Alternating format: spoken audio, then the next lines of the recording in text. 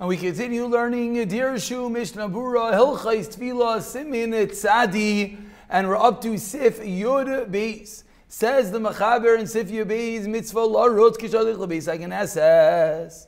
There's a mitzvah to run when you get to shul. V'chein l'chol dvar mitzvah. And so too for every dvar mitzvah, when you reach the dvar mitzvah, there's a mitzvah to run, as we're going to see, to show your love for the mitzvah. And says the Machaber, afilu b'Shabbos she'asel b'siyah gasa. Even though on Shabbos it's forbidden to take large steps, you're not supposed to run on Shabbos, but to run the last jolt as you reach the shul to show the love of the mitzvah, that is allowed. But when you leave the shul, it is forbidden to run. Says the Mishnah Berurah, Sifkat and Mem, that is a mitzvah to run. Explains the Mishnah Berurah, Shenemar, as we learn out from the Pasuk, near Difa, you're going to pursue Ladas Hashem. We said, certainly you shouldn't stand just and schmooze about whatever Indian it is, and not enter the shul. You can come late to davening. Explains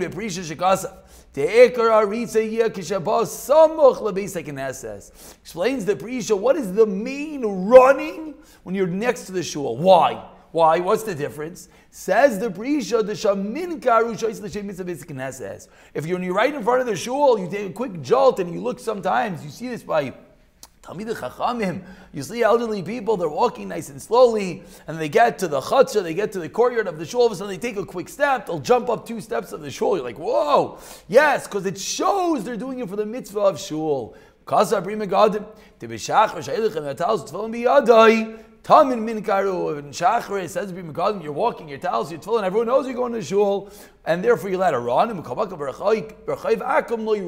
don't run in front of the goyim, it's not appropriate. So again, anyone who lives in a place that there's goyim, we shouldn't be running down the streets. But of course, when we get close to shul, you give that last push to show the chavivos of the shul of the davening. Sivkat Memal of Laritz to run. Ad Pesach Beis HaKnesset until the door. Upa Beis HaKnesset Atzma cautions the Mishnah Berurah for the Magen Avraham in a shul, Asar Larutz. You walk in with trepidation, you walk into God's house.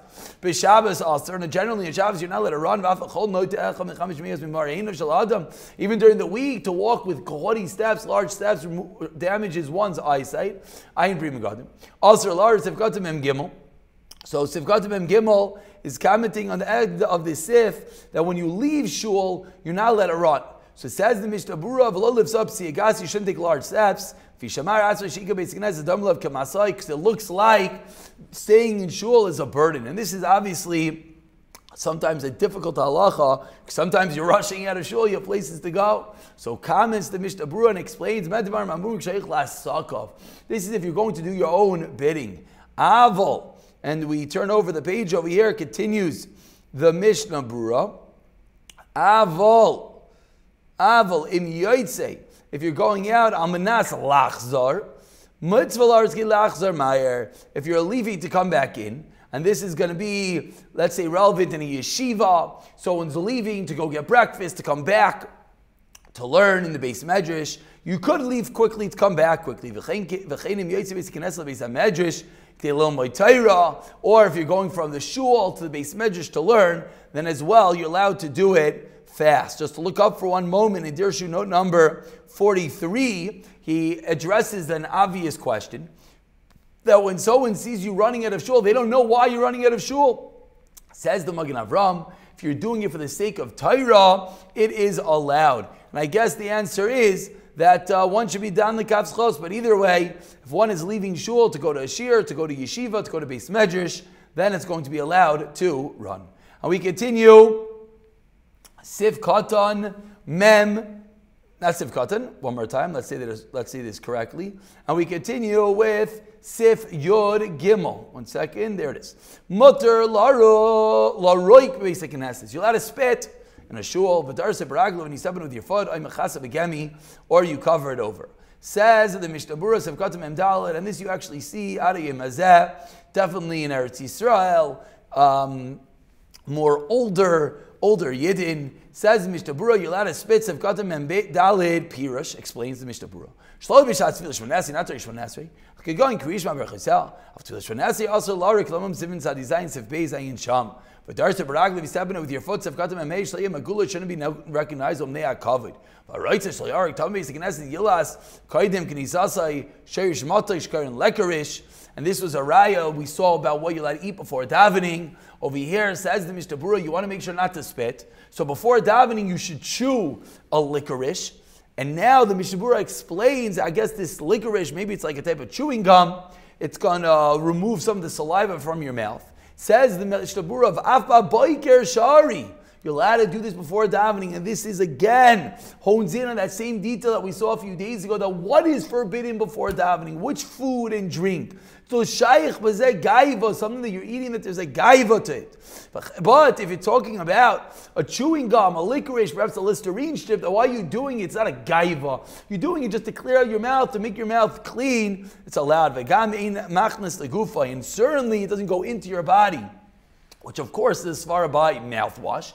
Doesn't go into your body, and as well by gum. Someone wants to chew a piece of gum in the morning, perhaps to remove the ichliness of the mouth, maybe didn't have time to brush his teeth. Seeing over here, that's going to be allowed. That's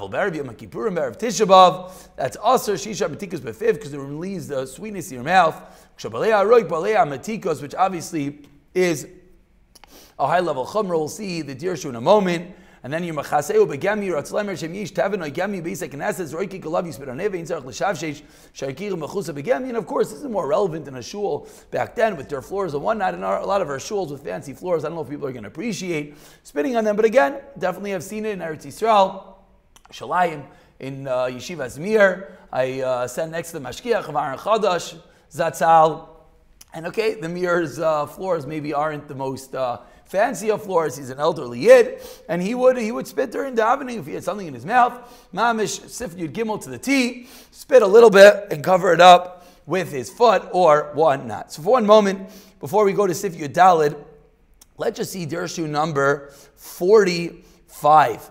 About 45 says Dirshu, if there's no matikos, then you're allowed to swallow the roik, which is again halacha hilchas Tisha B'Av, hilchas Yom Kippur, that you are allowed to swallow your saliva. It's not a problem of breaking one's fast. Let's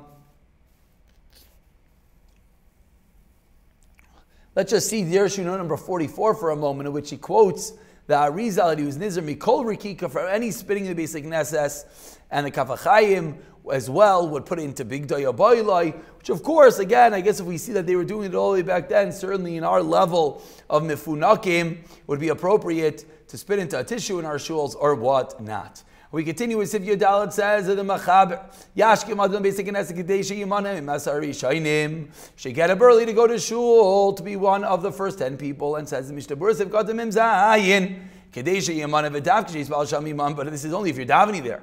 Vari Loya Yimin Arishainim Ki Hotzech Lefanis. The Arizal wasn't necessarily one of the first 10 because he had to use the bathroom. He was sick. And he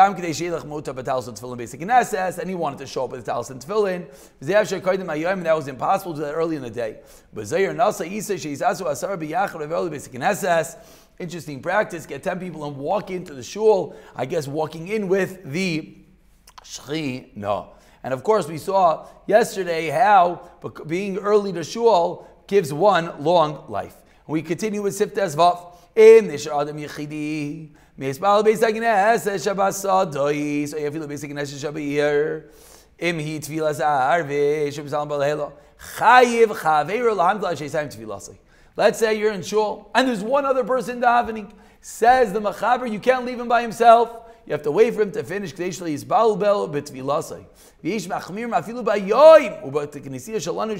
Nowadays, in the city, still you don't leave someone davening by himself. Unless the guy is davening forever, then you do not have to wait for him. Says the Mishnah Berurah Sefkatan Mem Hey, that what should be, says the Mishnah Berurah, you have to wait for him. This is only if you came in at the same time. Let's say we're in the middle of a minyan and some guy shows up at the end and he starts davening, and now I'm left with him, but he thought because he started davening with us, because he came at the end, then you don't have to wait for him. If he came in and he knows he's not going to finish with us and he still started davening, it shows us that obviously he's not scared to be left himself, because it was clear when he started he was going to be left himself. There's a level of chasidus to wait for him even in this scenario. And we'll do Siftah Zayin before we call it a day. Says the Mechaber, someone's going on the road and he reaches a city and he wants to lodge there. Very important halacha. If in front of him up till 4 mil, 72 minutes, there's a minyan, you have to go there. Behind you, you have to go backwards 18 minutes to dam with a minyan. And this really is going to bring out the halacha that we learned the other day, as we commented in Machlekes or Moshe Feinstein, the Mishnah Berurah, about Yishtadel, how much one has to do to daven with a minyan. So says the Mishnah Berurah, Sivkatan Mem Tes, V'roitze lalun ba, hu adin ba'bokim aderech alech zafanav arba milim, till 2 in the morning, if in the way that you're going, up until 4 mil, yesh makush b'salam asar is a minyan. Yamten achegi yasham, you got to go there. V'hush al yidei zelu yavers man kriyish matfil, of course, that you're not going to miss this man. Im the fun of Sivkatan non davka b'derech alech is the fun of Shablav achi yisarach l'soiv leilach sham. It's only if you're going there anyways. Avol b'tstadim dino kim la'achrov. Let's say it's on the side, it's not on your journey. Then that has a halacha of l'stadim. That has a halacha like going backwards, and you only have to travel 18 minutes. Leilach sham Sivkatan nun aleph. V'oivish le'yisarach leilach yichidi al yezezeh. V'kam mari shadim gadol. There's time. Shavilim yilach oid sham. You'll still be able to make it there while it's still daylight. If you always want to enter into the lodging during the daylight hours, so if you can end up having to prolong, then there's no obligation. On the road, on the road, you got a minyan allowed to daven. Kan mutter. And again, we'll see these dirshus in one moment. Behind you, Sivkatan and Beis Ayin, Sivkatan HaKodim. Look in the previous Sivkatan that we explained. Dinai Kimel Achrav. Again, front and back is a din that has to do with if it's on your journey or not. But if someone is home, then it's considered as if he's going backwards. It's only 18 minutes. He's Mechayav al-Kain. If you're within a mil of a place with a minyan, you're within 18 minutes of a minyan, which I would assume is most, shouldn't say most, but yeah, I guess most populated cities. Sarich leilech b'chol yoyim ba'abaykel l'sbal ba'asara avaloi ba'erev kizar leilech ba'leilech k'derech v'shvil, meaning you don't have to go at night. Says Mishnah Berurah, this is open rebuke in the city and they don't go. So let's take a moment over here and see the Dirshu. Where is it? 1 second. Here it is. Let's start with Dirshu note number 50.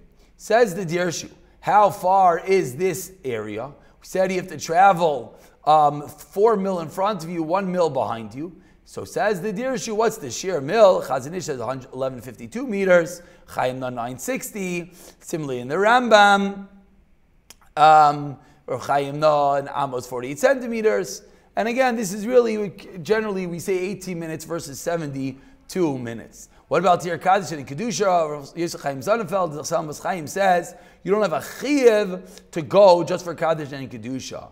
The Ishal Avram, the Buchacha, is mistapek. He's not sure ma'adilini kriyas ha-Torah, if you have to travel for a kriyas ha-Torah. And Mirz Hashem, we'll see more about this in Siman Kof Tes. Let's say you're not sure if there's a minyan. Now this is a very classical one. And we have to, why is this classical? Because usually when you have these shilos, one's on vacation, one's on the road, and he knows, it says there is a minyan there. Godavin did say, you weren't able to confirm, and you're not sure. So, previously, we're going to see in Siman Sadi Beis that for Tilas Yidayim you don't have to go. And says, I don't know if this is the Dirshu or the Mishnah Berurah there, we'll have to get there. So again, if it's a suffix, if this is going to be a minyan, you don't have a chiyuv. Of course, it's always a beautiful thing, but you don't have a obligation. But I guess we'll just comment that, of course, you should find out if you could see if it's really a suffix or not. We continue over here. Dirshu note number 54 about entering into the lodging at night. Says the Dirshu, let's say it's you have to travel on a dark road. Again, one might think, is this relevant nowadays? So the truth is, of course it is. Where could this be relevant? First of all, many places are dangerous roads. But what comes to my mind is you're in Eretz Yisrael and you went up on vacation. You're in some little house you rented out in who knows where. And then to get to the minyan, you have to travel through an Arab village. And it's nighttime. Certainly that could be called a chashash of damage, etc. Says the Shevet HaLevi, Yispalel b'yechidus. So then there will be no chiyuv. Now, note number 55, very important. We said that you want to enter into the lodging when it's still daylight. What about the fact that nowadays we have lights? Says Rav Chaim Kanievsky, Shakol Lafia Inyin. Meaning, then you're going to be allowed to enter in at night because we have streetlights, etc. But again, meaning that it's going to be a safe situation. B'chita, if you want to enter into, you want to go in at a safe situation. And finally, let's look at Dirshu note number 57, in which the Mishnah Berurah commented, if you're sitting in your house, how far do you have to go travel for a minyan? You weren't traveling anyways, so we said a mil, about 18 minutes. Says the Shar Tzion, according to the Chai Adam, so too for Tzilas Yidayim, wash your hands for a meal. So too, for Tefillah B'Tzibur is going to have the same halacha. Says, note number 58, this Priya Sada says, we measure the sheer mil, but even if it's within the city, maybe you would think it's a din of the city. Says the Dirshu over here, no, you do not have to go more than a mil. And I'm not sure what has happened over here. And we conclude with that's a machlokes, whereas the Shalshuv's bin Eilim says in your city you have to go more than a mil. And Dirshu number 59 quotes something that we're going to get to in Siman Sadi Beis, that what about traveling in a car? It's easier to travel farther. So we're going to see that, let's wait till we get to over there. But again, the general halacha usually is going to be, it's going to be 18 minutes versus 72 minutes. And again, this is, as Mishnah Berurah said, teichacha megula, to those who are home. And they could go to a minyan, mincha ma'ariv, if they're sitting on their couch. And there's a minyan within 18 minutes. Says the Mishnah Berurah, you have an obligation to get off the couch, go down with the minyan. We'll pick it up from Sif Yud Zayin the next year, B'siyata Dishmaya.